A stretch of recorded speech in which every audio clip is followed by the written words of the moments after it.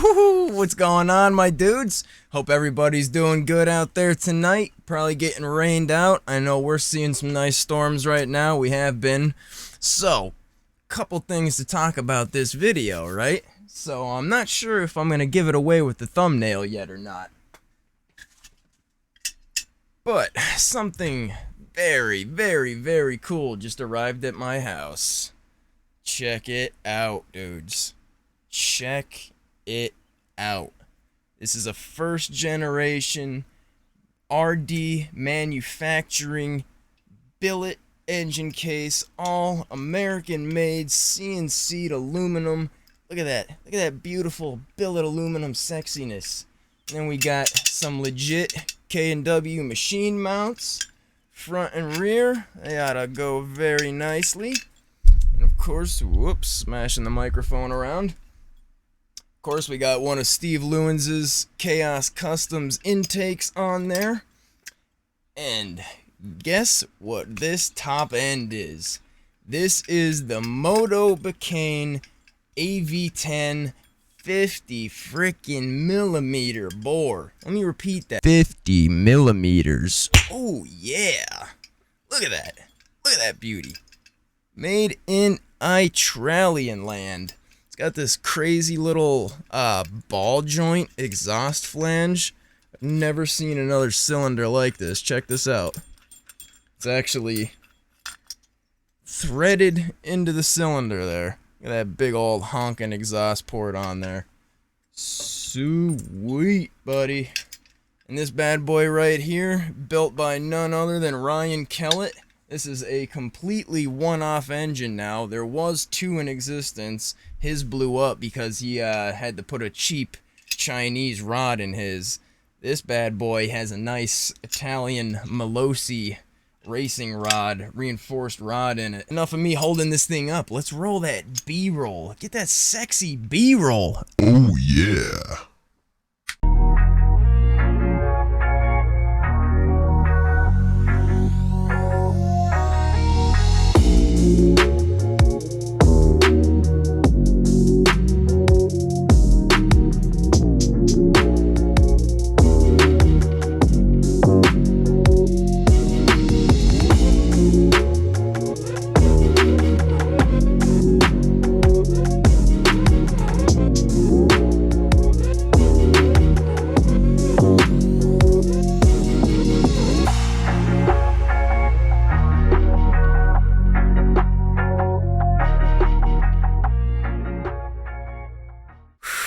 Alright, what a beauty. Am I right or am I right? So we're going to be running the good old tried and true Mikuni TM24 24mm flat slide carb.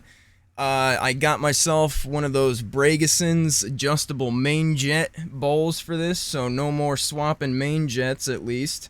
We'll only have to worry about the pilot and the needle, so that's pretty sweet. I'm pretty happy about that. Just got to get a boot for it so we could get it up on that intake, and we are good to go.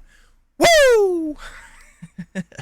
And also, the way I'm going to be mounting my pipe, this is what I'm going to use for the rear exhaust hanger here. It's one of the CNC chain tensioners, actually, but we're just going to take that tensioner off there and use that as the exhaust hanger.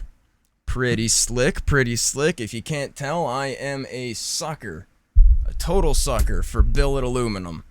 And I managed to find this guy. Check this thing out, right? This is a knockoff, but it's from NCY. Now, these throttles are usually about $80, $90. I got this thing off AliExpress for 25 bucks, I think. But check this out. Can you see down in there? You can kind of see. Well, right down in there, what you see there are two rings of needle bearings in there. So this thing should roll really, really smooth. I don't like these big chunky grips that came with it, but they'll come off there easy enough. Real soft grips. So yeah, that's good. That's sorted. And then, check this out. Look at that. Hardware 570 Bikelife hat. Bikelife trucker hat. pretty friggin' sweet, dudes. Pretty friggin' sweet.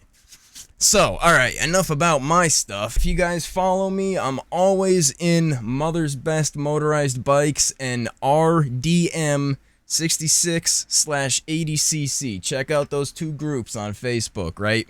So what I did, I put a post up. I asked you guys as the community as a whole, what do you want to see done? And the verdict is you guys want somebody to build a totally stock bike.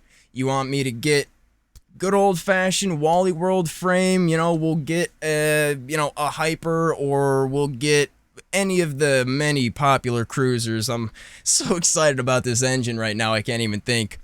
But we're going to do that, and we're going to pick up a stock engine kit. Now, if you guys want, you could give me suggestions, even down to which engine kit you want me to get.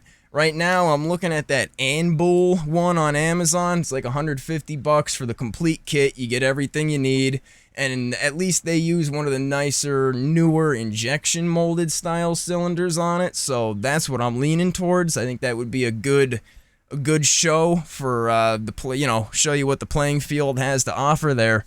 And what we're gonna do there, we're gonna build the bike up. We're gonna get the motor on the bike. We'll get everything dialed in. I'll show you guys the whole upgrade process, from all the little bits and bobs that you need to improve on and upgrade and tweak. And we'll go over, we'll do jet in the carb. Maybe even we'll do some port work.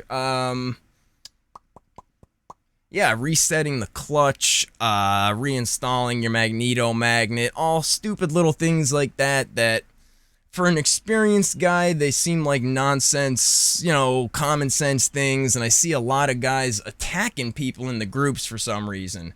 They come on the group, we invite them in, tell them to ask questions, don't be afraid, it's a group of nice guys, and then there's always some douchebags that have to come in and talk shit and cut them down, this, that, and the other thing, because they're the best thing ever, even though they don't even have a bike, or the advice they're given is just straight dog shit, totally wrong. But I digress. I'm getting off track here. So yeah, we're gonna do that bike build.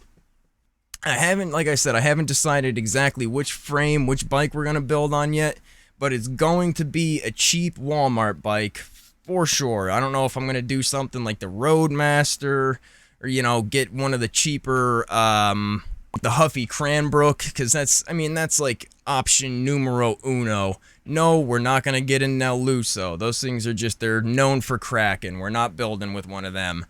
So, alright guys, we're coming up on, what do we have here, about 7 minutes. Just a quick update video for you. Oh, by the way, I also got my exhaust pipe for this bad boy. We got ourselves a badass Doppler expansion chamber exhaust for this thing. If you want to see that, make sure you stick around. It's out in the garage getting ready to get clear coated, so if you want to see that, it'll be in upcoming videos. So now, what do we have left on my custom build here? I'm waiting on the dual front brake caliper setup to come in from Germany. I need to relace the dual disc through axle hub into the wheels. And then it's almost pretty much just assembly from there. We'll need to work out what I'm going to do for the seat. I don't know if I want to do another sprung solo style seat like I did. Yeah, put a picture up here like I did on my MXS and my MS440 bikes. That was a nice setup. It was really comfortable. But with the bars that I was using, maybe it was the bars or maybe it was just the seating position, it felt like I was, like scrunched up on the bike. Like everything was just, I was smushed into the middle of the bike, and there was a lot of real estate on either end that I wasn't getting use from. So yeah, maybe I'll figure out the seat. I don't know if I'm gonna do that again. Steve from Chaos Custom might throw together a long, like, buddy style seat, moped seat for me.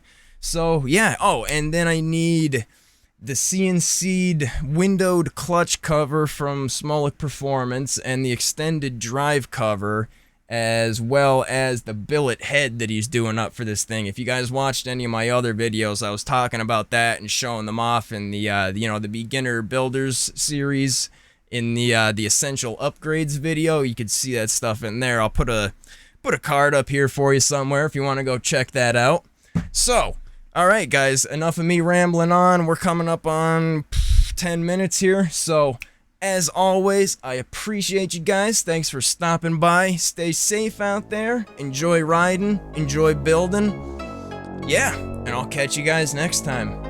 Peace.